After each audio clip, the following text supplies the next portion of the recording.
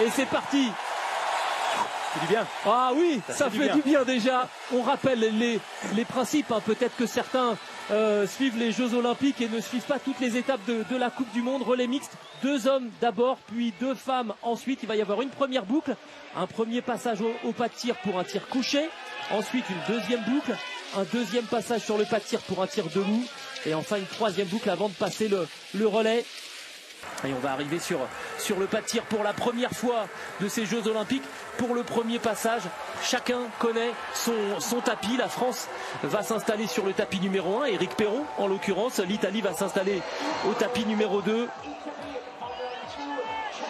Les cibles sont donc de 4 cm et demi, Loïs, et à 50 mètres des tireurs. C'est beaucoup, 50 mètres, c'est la moitié d'un terrain de foot. Et 4 cm et demi, là, ça fait la taille d'une tasse à café, hein, c'est pas grand. Et s'il y a des balles ratées, il y aura 3 balles de pioche. Et si malgré ces 3 balles de pioche, on n'arrive pas à blanchir les 5 cibles, eh bien il faudra aller sur l'anneau de pénalité. Éric Perrault, Tommaso Giacomel, Martin Ouldaal, Samuelsson. Et on voit là qu'on respire au maximum avant de venir s'installer pour ce tir debout. Tommaso Giacomel au tapis numéro 1. Éric Perrault sera à ses côtés. Et non, c'est Martin Ouldaal finalement qui va se mettre au tapis numéro 2.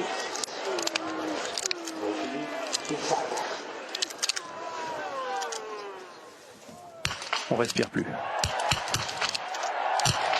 Bon, ça tire très vite. Prise de risque hein, pour Tommaso Giacomel. Attention, 2 fautes pour Tommaso Giacomel. Une pour Éric Perrault. Et Ouldaal qui fait le plein. Il est impressionnant parce qu'il sait être sage aussi.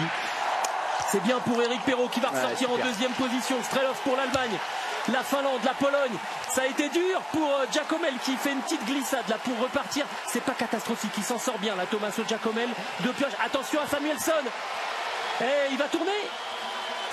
Et le passage de relais donc avec Vietle Christiansen qui se retourne, qui attend. Martin Ouldaal qui a résisté donc dans cette dernière boucle. En fait, on s'est neutralisé devant. Hein. Ouldaal, Perrault, Giacomel.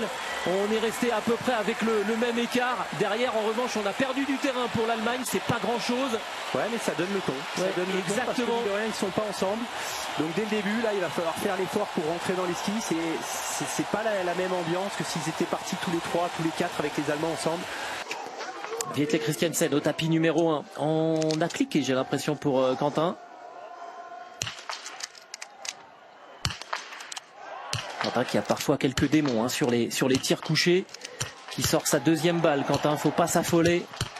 Il y a une pioche aussi pour Norvégien, il y a une pioche, mais elle n'a pas été. Oh, attention, il y en a 3. Il y en a 3 des pioches là pour Quentin Fillon-Maillet, alors que Quentin, ça passe pour l'Allemagne. Ça passe pour la Norvège. Faut pas s'affoler, mettre ses balles de pioche pour ne pas aller sur l'anneau de pénalité pour le Français. C'est ressorti aussi pour Lucas Hofer, hein, évidemment. Allez, la dernière balle. Ne pas aller sur l'anneau, Quentin. Là, le stress est énorme pour lui. Oui, c'est bon. Oh. Allez. On a passé là un cap important dans ce relais mixte, le coucher de Quentin Fillon-Maillet. 3 pioches, ça coûte cher. Hein, ça coûte cher. On a eu peur. Oui, clairement. Ça coûte cher, 21 secondes, c'est moindre mal. Et là, par là où on est passé, c'est moindre mal, exactement. Allemagne, Italie, Norvège, le trio de tête. Et on fonce avec ce drone. L'opérateur drone, il est pas maladroit hein, quand même, parce que ça fait un moment là qu'on suit. Il a glissé hein, sous le pont quand même. Le trio de tête qui nous emmène donc vers le pas de tir pour le tir debout. Et vous entendez la clameur de ce public d'Anterselva. Et le moment où vous avez parlé de la Christiansen qui levait le pied, bah, c'est typiquement ce que Quentin ne va pas pouvoir s'offrir, parce qu'il va falloir skier quand même jusqu'au pas de tir, essayer de combler le maximum des 20 secondes qu'il avait à la sortie du pas de tir. Il n'est plus qu'à 15,9 hein, d'ailleurs. Il a repris quand même déjà pas mal de retard. Quentin Fillon-Maillet, le 4e passage au pas de tir. 12,9, regardez, il est là. Quel effort. Ça s'est relevé hein, pour le trio de tête, ça s'est relevé avant le pas de tir. Lui, il a skié. Attention à ne pas le payer sur le tapis.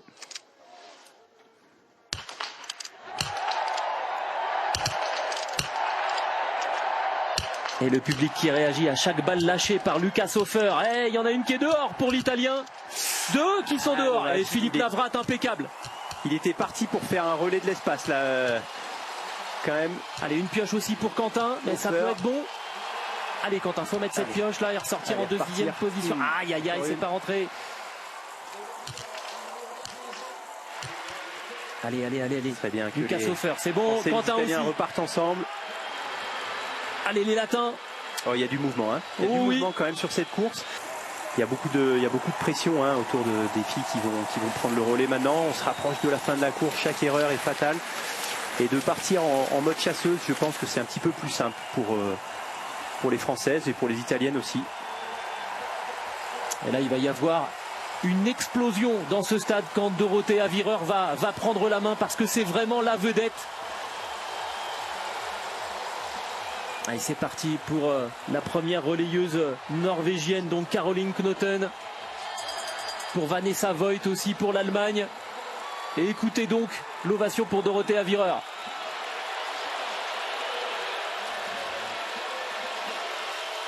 Dorothée Avireur pour l'Italie, Lou Jean Monod évidemment pour l'équipe de France. On a vu tout le soin de Quentin Fillon-Maillet pour ne surtout pas gêner la mise en action de Dorothée Avireur.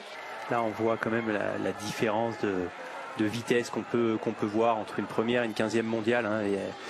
Il y avait 20 secondes au début du tir et là rien que sur cette ligne droite qui vient d'être filmée, Lou a dû reprendre dans environ 3 bonnes secondes à Vanessa Voigt. Il y a un monde d'écart. Donc pour les Allemandes là ça va être compliqué.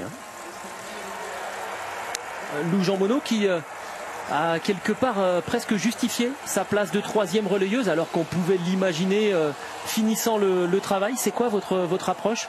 Moi je crois qu'elle arrive avec un dossard jaune, qu'il y a énormément d'attentes, des sollicitations médiatiques très fortes autour d'elle et que je pense que c'est une très bonne idée de sa part de vouloir se protéger se noyer un petit peu dans le collectif plutôt que d'apparaître comme la personne qui va sublimer le relais, qui va porter le drapeau ou pas à la fin. Je pense que c'est une bonne idée. La première balle est dehors pour Caroline Knoten. Ça va encore la mettre encore plus sous pression. 2 fautes déjà pour Caroline Knoten. Regardez Dorothée Avireur sur le tapis numéro 4. Exceptionnel au tir. Une faute pour Lou Jean Monod. Et Vanessa Voigt qui fait le plein. Ça c'est attendu. Elle est redoutable. Il lui fallait ça. Sur le pas de tir. Et regardez Dorothée Avireur. Incroyable. Et Lou Jean Monod.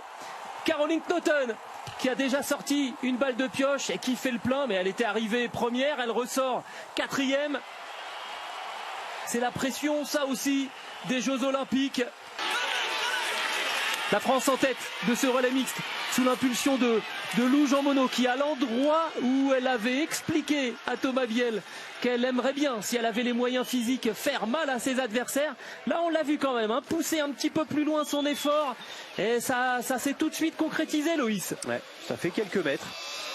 Ça fait quelques mètres et ça lance un message pour le dernier tour. Ça lui donne 3 secondes d'avance pour s'installer sereinement sur le tapis. Il n'est pas simple celui-là.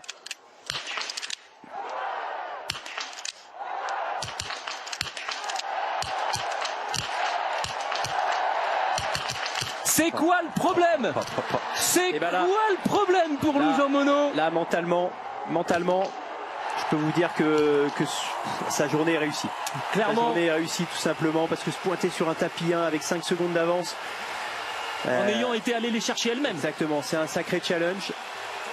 Et c'est la plus forte sur les skis. Donc là, l'écart devrait augmenter. Elle a moyen de ramener avec une bonne dizaine de secondes d'avance.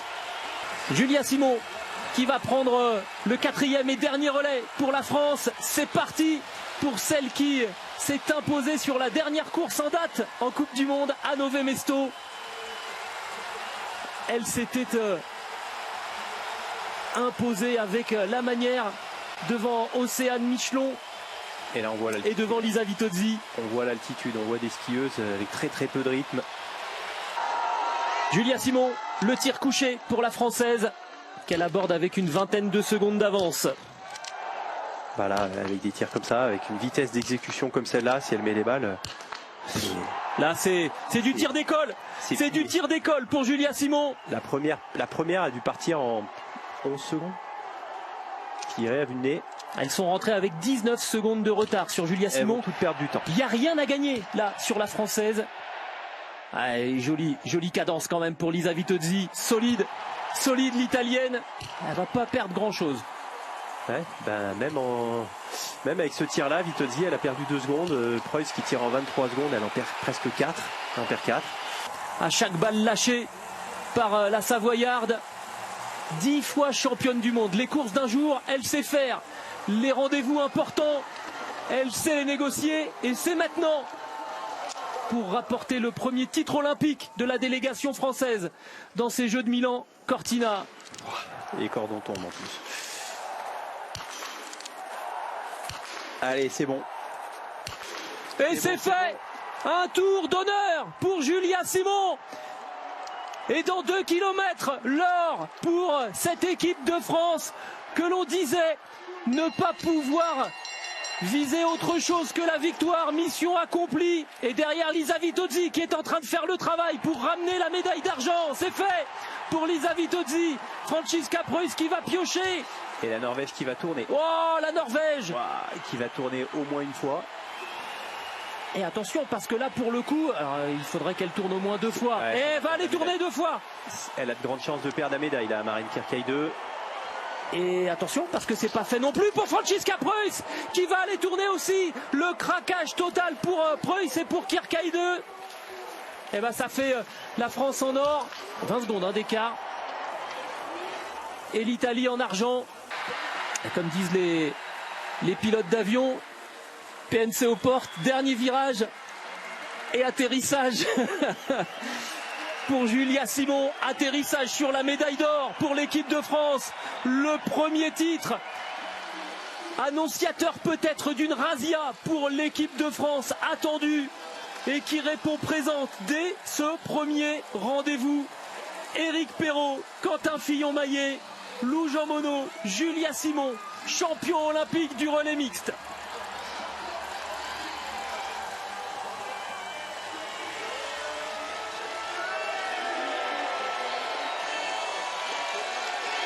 Ils l'ont fait, c'était pas simple quand même. Il faut l'assumer ce statut. Il fallait pas la perdre. Ouais. On a presque ce sentiment que c'était ça là, parce qu'on les voit, ils sont pas extatiques les Français. Ils ont fait le boulot et ils attendent les Italiens. Ça c'est une belle image. Les Italiens qui réussissent leur relais mixte avec cette 2e place. Lucas Hofer, Dorothée Avireur, Lisa Vitozzi et Tommaso Giacomel. Bon, toujours très réservé, Tommaso Giacomel. Croyez pas qu'il soit forcément très déçu de cette 2e place. C'est quelqu'un qui intériorise beaucoup. Ouais, je suis content. Voilà, c'est ça. Il est champion olympique, je suis content. Mais c'est un garçon par ailleurs charmant. Vraiment, très gentil. Très gentil, très affecté. En plus. Très affecté par le décès de Sivert Bakken, le Norvégien avec qui il était très lié d'amitié et qui est décédé le 23 décembre. Et là, 3e place pour l'Allemagne avec Franziska Preuss qui a résisté malgré un tour de pénalité à la pression. L'Allemagne sur le podium de ce relais mixte.